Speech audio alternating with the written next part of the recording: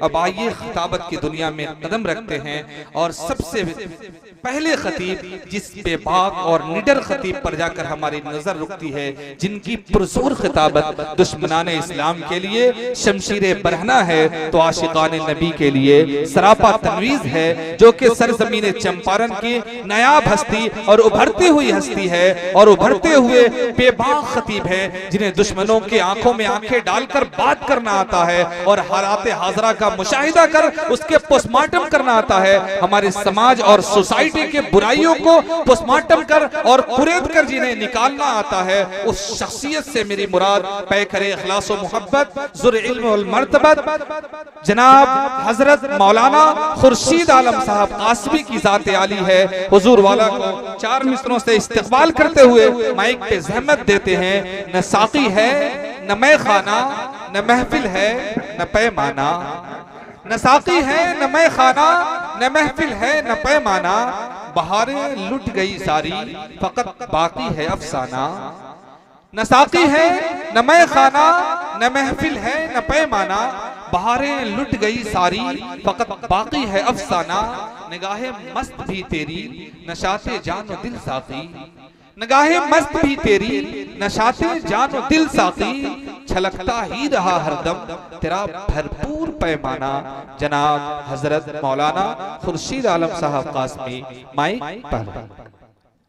अल्हम्दुलिल्लाहिल अकरम अल्लज़ी खलक़ल इंसान व करम व अल्लमहु मिनल बयानी मा लम यअलम, फसुब्हानल्लज़ी ला युहसा इम्तिनानुहु बिल्लिसानि वला बिलक़लम,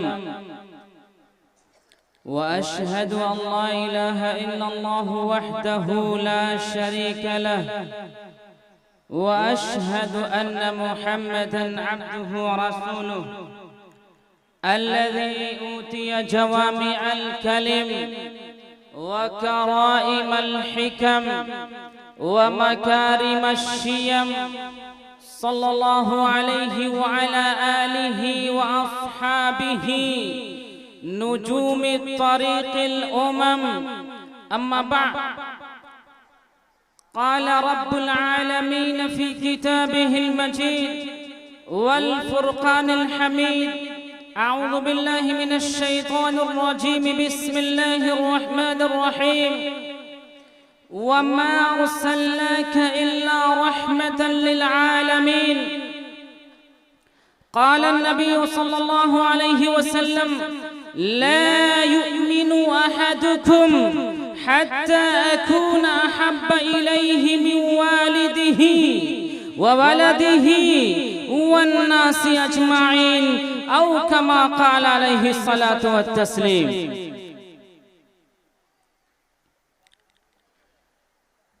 ये शब गुरेज़ा होगी, ये शब गुरेज़ा होगी जलवे खुर्शीद से, ये शब गुरेज़ा होगी जलवे खुर्शीद से। ये चमन मामूर होगा नग़्मे तौहीद से, ये चमन मामूर होगा नग़्मे तौहीद से। मिटा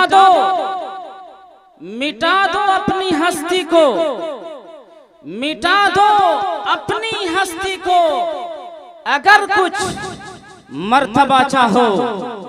मिटा दो अपनी हस्ती को अगर कुछ मर्तबा चाहो, कि दाना खाक में मिलकर गुले गुलजार होता है, कि दाना खाक में मिलकर गुले गुलजार होता है। हजरत गिरामी मुअज़्ज़ज़ सामीन किराम, इस स्टेज पर बैठने वाले मुल्क हिंदुस्तान की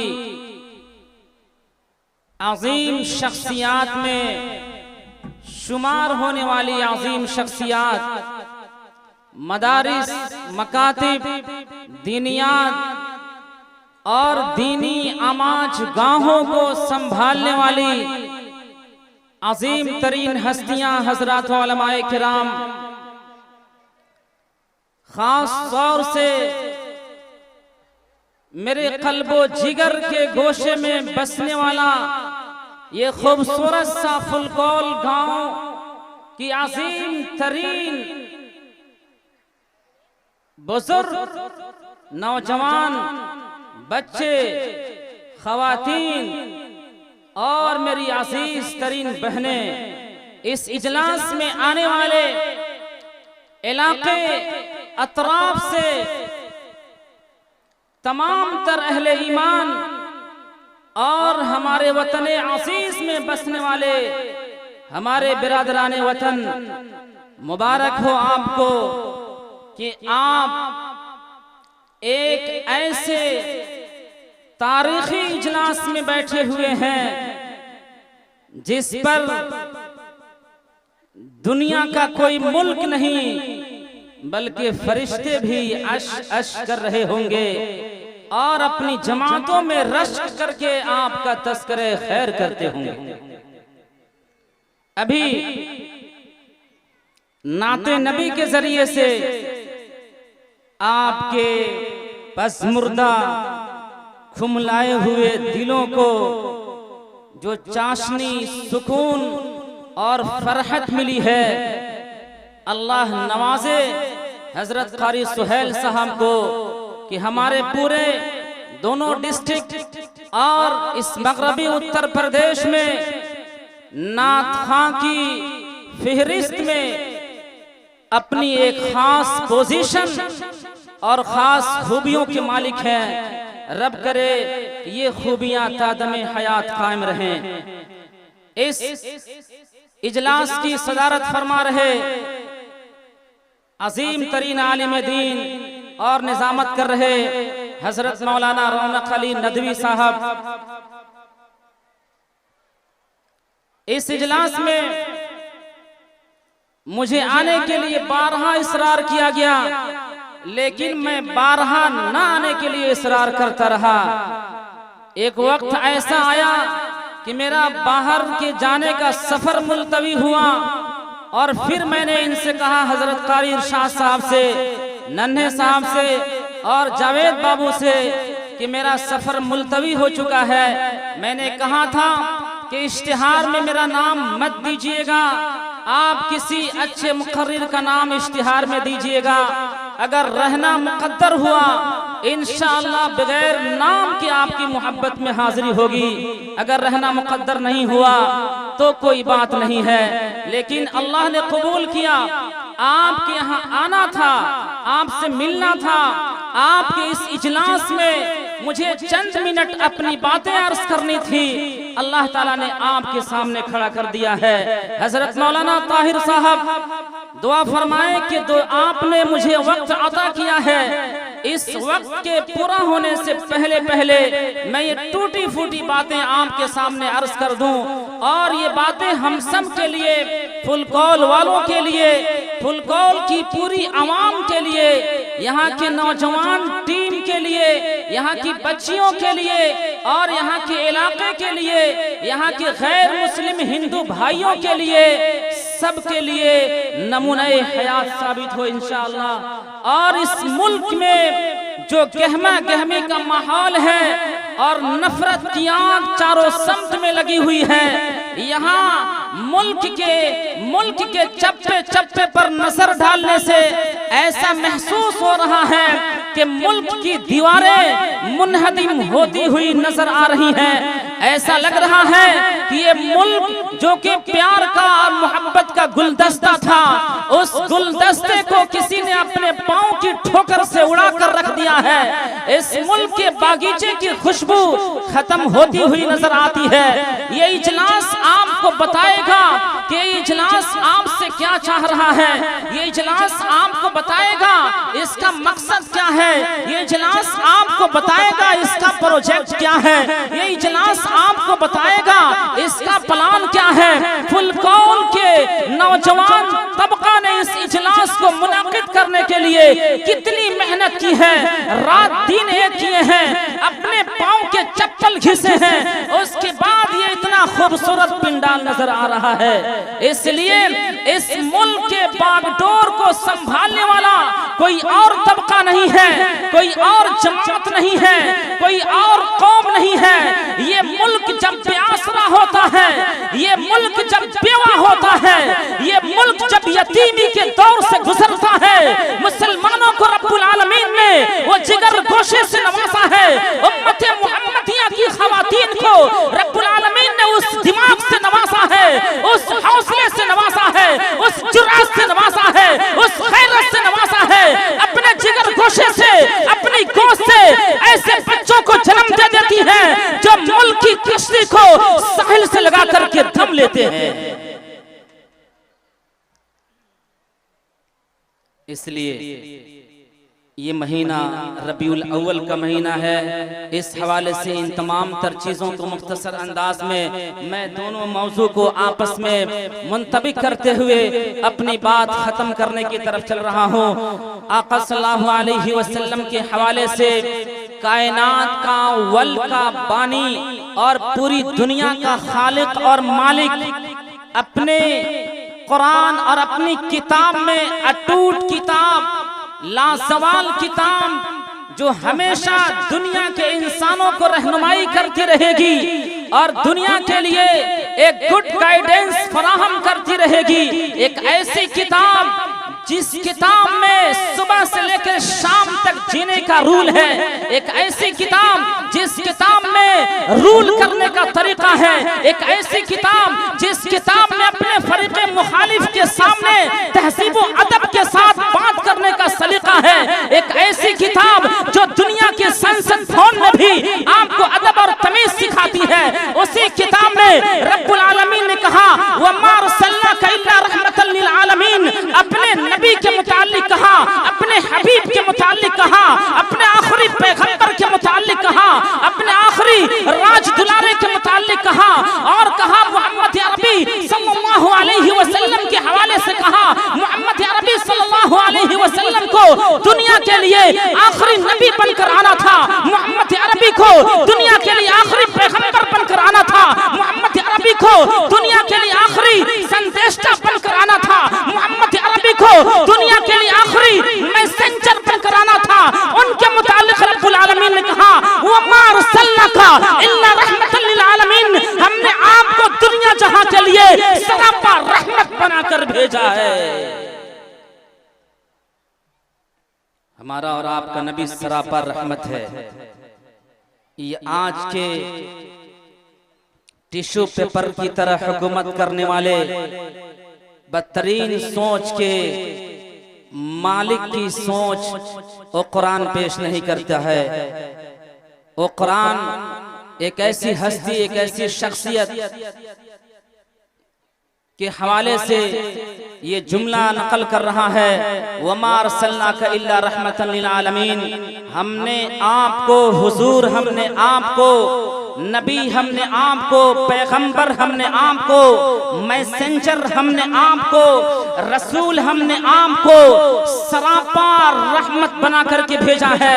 थोड़ी सी तफसील की तरफ जाते हुए मैं आपसे अर्ज कर रहा हूँ, हमारे नबी का वजूद सरापा रहमत है, हमारे नबी की सुबह रहमत है, हमारे नबी की शाम रहमत है, हमारे नबी का खाना रहमत है, हमारे नबी का पीना रहमत है, हमारे नबी का चलना रहमत है, हमारे नबी का सोना रहमत है, हमारे नबी का बैठना रहमत है, हमारे नबी का निकाह रहमत है, हमारे नबी की शादी रहमत है, हमारे नबी की सोसाइटी रहमत है, हमारे नबी का समाज रहमत है, हमारे नबी की सियासत रहमत है, हमारे नबी की क़ियादत रहमत है, हमारे नबी की जमात रहमत है। हमारे नबी सियासत के मैदान में कदम रखते हैं, पूरी दुनिया को सियासत का ढंग देते हैं। हमारे नबी समाज में कदम रखते हैं, समाज को जीने का सलीका देते हैं। हमारे नबी नौजवान हैं, नौजवान को कैसे रहना है नौजवान को गाइड देते हैं। हमारे नबी बूढ़े होते हैं, बुजुर्गी के आलम में बुजुर्गों को कैसे रहना है बुजुर्गों को गाइडेंस देते हैं। हमारे नबी क़ियादत करते हैं,